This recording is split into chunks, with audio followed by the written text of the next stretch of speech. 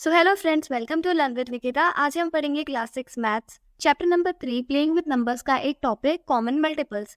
तो चलिए देखते हैं कॉमन मल्टीपल्स होते क्या है और उन्हें कैसे निकालते हैं। इनको समझने के लिए हम कुछ क्वेश्चन सॉल्व करेंगे। तो पहला क्वेश्चन है हमारा, what are the multiples of 4 and 6। 4 और 6 के मल्टीपल क्या है?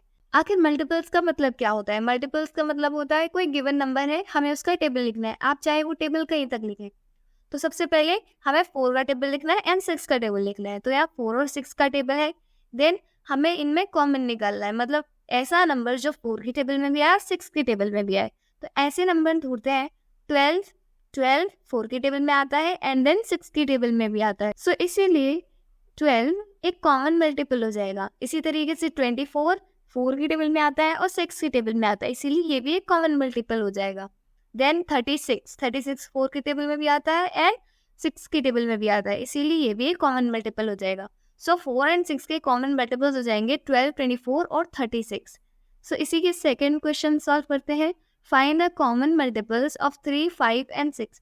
हमें कॉमन मल्टीपल निकालना है 3, 5 और 6 का। तो टेबल लिख ली हमने 3, 5 और 6 की। अब आपको इनमें से कॉमन निकालना है कि ऐसा नंबर जो इन तीनों के टेबल में आए। सबसे पहले 3 इन दोनों टेबल में नहीं आता।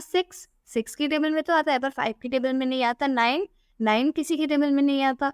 12 6 की टेबल में आता है पर 5 की टेबल में नहीं आता। इसी तरीके से जब हम नीचे जाते जाएंगे तो हमें कॉमन मल्टीपल मिलेगा। 30 3 की टेबल में आएगा 10 बार, 5 की टेबल में 6 बार और 6 की टेबल में 5 बार। तो ये एक कॉमन मल्टीपल हो जाएगा। अगर आप चाहें तो इन टेबल को और लंबा भी कर सकते हैं कि 3 10 के बाद भी आप लिख सकते हैं 3 11 3 12 ऐसे कर कर आप इसे और भी एक्सटेंड कर सकते हैं। इसीलिए ये जो कॉमन मल्टीपल्स होते हैं किसी भी नंबर्स के, वो इनफाइनाइट होते हैं, क्योंकि टेबल्स भी इनफाइनाइट होते हैं तो उनकी मल्टीपल भी इनफाइनाइट होंगी।